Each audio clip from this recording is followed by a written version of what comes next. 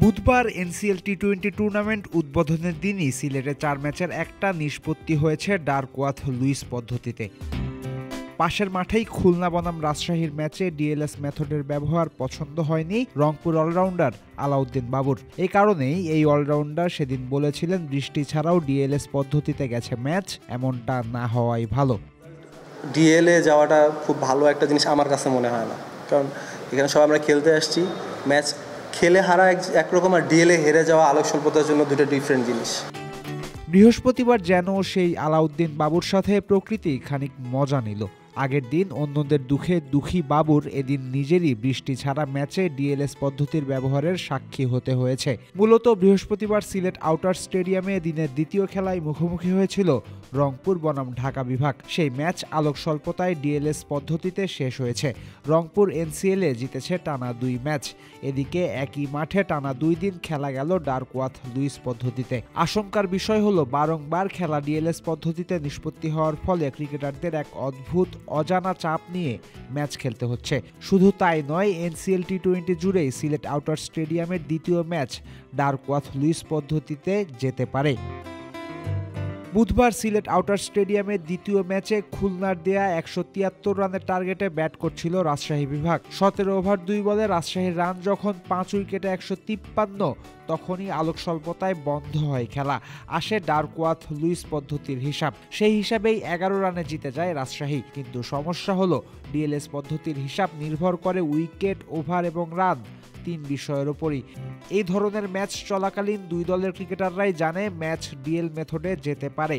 তাই প্রতিটা বল, প্রতিটা রান, প্রতিটা উইকেট খেলার ফল বদলে দিতে পারে।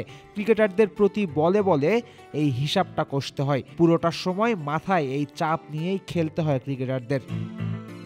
এবার দেখুন বৃহস্পতিবার ঢাকা বনাম রংপুরের ম্যাচের দিকে। আগে ব্যাট করে 20 ওভারে 140 রান করেছিল রংপুর, কিন্তু ডিএল পদ্ধতির হিসাবে 17 ওভারে 134 রান টার্গেট দেওয়া হয় ঢাকাকে। এক্ষেত্রে নির্ধারিত ওভারের চেয়ে 18 বল কমিয়ে ঢাকার টার্গেট কমানো হয় মাত্র 7 রান। এই ধরনের ঘটনা ইনিংস শুরুর আগেই ঢাকার ব্যাটারদের মানসিকভাবে অস্থির করে তুলতে পারত।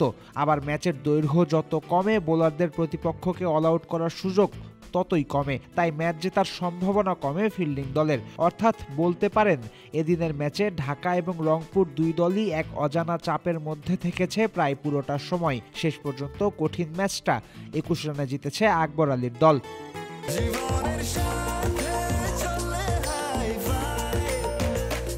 স্বাস্থ্যকর অল টাইম হানিকম, সব সময় অল টাইম হেলদি লাইফ। এতক্ষণ শুনলেন কিভাবে সিলেট আউটার স্টেডিয়ামে দিনের দ্বিতীয় ম্যাচ খেলতে নামা ক্রিকেটাররা একটা বাড়তি চ্যালেঞ্জ নিয়ে খেলছেন। এবার শুনুন কেন পুরো টুর্নামেন্ট জুড়েই দিনের এই নির্দিষ্ট ম্যাচে চলতে পারে ডিএল মেথডের উৎপাত, এবং এর থেকে সমাধানের কোনো উপায় আছে কিনা বিসিবির কাছে। সিলেটের 2 মাঠ মিলিয়ে দিনে 4টা করে ম্যাচ রাখা হয়েছে, কিন্তু সিলেটের আউটার স্টেডিয়ামে কোনো ফ্লাড লাইট নাই। তাই ওই মাঠের 2 ম্যাচই শেষ করতে হয় সূর্যের আলোতে। সিলেটে সূর্যোদয় হয় ভোর 6:30টার আশেপাশে এবং সূর্যাস্ত হয় 5:05 আশেপাশে।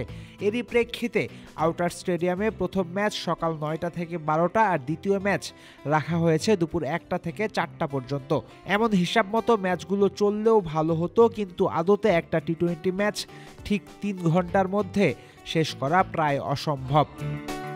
বুধবার সিলেট আউটার স্টেডিয়ামে প্রথম ম্যাচ শুরু হয়েছিল সঠিক সময়ে, কিন্তু এই ম্যাচ শেষ হয় দুপুর 12:50 অর্থাৎ 3 ঘন্টা 50 মিনিট চলে এই ম্যাচ।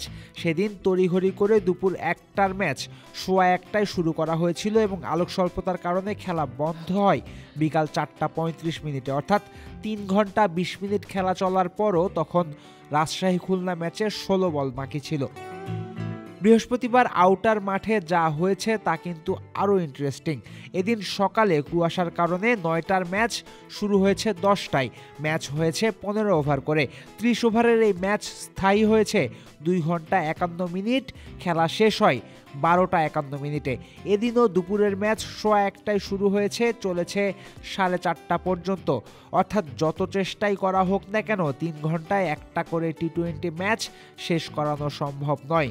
এ কারণে কারণেই ফিক্সচার মোতাবেক ঠিক দুপুর 1টায় ম্যাচ শুরু করা গেলেও হয়তো আউটার স্টেডিয়ামে দুপুরের ম্যাচ সম্পূর্ণভাবে শেষ করা যাবে না। এখানে বাড়তি সমস্যা হয়ে আসতে পারে সকালের ম্যাচটাও। দেশে শীতের প্রকোপ বাড়ছে ঘন কুয়াশাও। বৃহস্পতিবারও কুয়াশার কারণেই খেলা শুরু হয়েছে 1 ঘন্টা দেরিতে। টুর্নামেন্টের বাকি দিনগুলোতেও এমন হওয়ার ভালো সম্ভাবনা আছে। সেক্ষেত্রে আউটার স্টেডিয়ামে প্রথম ম্যাচ হতে পারে কার্টেল ওভারের, আর দ্বিতীয় ম্যাচ শেষ হতে পারে ডিএল মেথডে। একটা মাঠে দিনে 2টা ম্যাচের দুটোই যদি সম্পূর্ণরূপে শেষ করা না যায়, তবে সেই টুর্নামেন্ট আয়োজনের মূল লক্ষ্য নিয়ে প্রশ্ন উঠতে পারে। আবার বিসিবিরও হাত পা বাঁধা, কারণ এই টুর্নামেন্ট করতে হচ্ছে খুবই অল্প সময়ের মধ্যে। তবে কোনোই কি উপায় নাই এই সমস্যা থেকে মুক্তি পাওয়ার? ডিএল মেথডের অভিশাপ থেকে বাঁচার আছে একটা উপায়, সেটা বেশ কঠিন হলেও অসম্ভব একেবারেই নয়। সিলেট আউটার স্টেডিয়ামে আরও 5 দিনে মোট 10টা ম্যাচ হবে। এদিকে 16 এবং 20 ডিসেম্বর টুর্নামেন্টে কোনো খেলা নাই। যদি 14 ডিসেম্বর থেকে 20 ডিসেম্বর পর্যন্ত প্রতিদিন এনসিএল টি20তে 3টা করে ম্যাচ পরিচালনা করা যায়, তবে লিগ পর্বের সব ম্যাচ সময় মতোই শেষ হবে। সেক্ষেত্রে আউটার স্টেডিয়ামে দৈনিক 1টা করে আর মূল মাঠে দিনে 2টা করে ম্যাচ পরিচালনা করা যেতে পারে। উপায় আরও একটা আছে, প্রতিদিন আউটার স্টেডিয়ামে 1টা করে আর মূল মাঠে 3টা করে ম্যাচ পরিচালনা করা যেতে পারে। কেননা মূল মাঠে ফ্লাড লাইটের আলোতেও ম্যাচ চালানো সম্ভব। বাস্তবতা হলো শত চেষ্টা করেও ডিসেম্বরের 3য় সপ্তাহে সিলেট আউটার স্টেডিয়ামে দিনে 2টা ম্যাচ সম্পূর্ণরূপে শেষ করা প্রায় অসম্ভব। এই কারণেই টুর্নামেন্টের সামনের দিনগুলোতে ডিএল মেথড নিয়ে যে কোনো ধরনের ঝামেলা বা বিতর্ক এড়াতে এখনই সূচিতে পরিবর্তন আনার কথা ভাবতে পারে বিসিবি। আর বিসিবি এ ব্যাপারে কোনো দৃশ্যমান পদক্ষেপ না নিলে এনসিএল টি20-র সামনের দিনগুলোতে ডিএল মেথডে যাওয়া ম্যাচ নিয়মিত দেখার জন্য প্রস্তুতি নেওয়া শ্রেয়। ফয়সাল হাবিব, ক্রিক ফ্রেন্ডজে।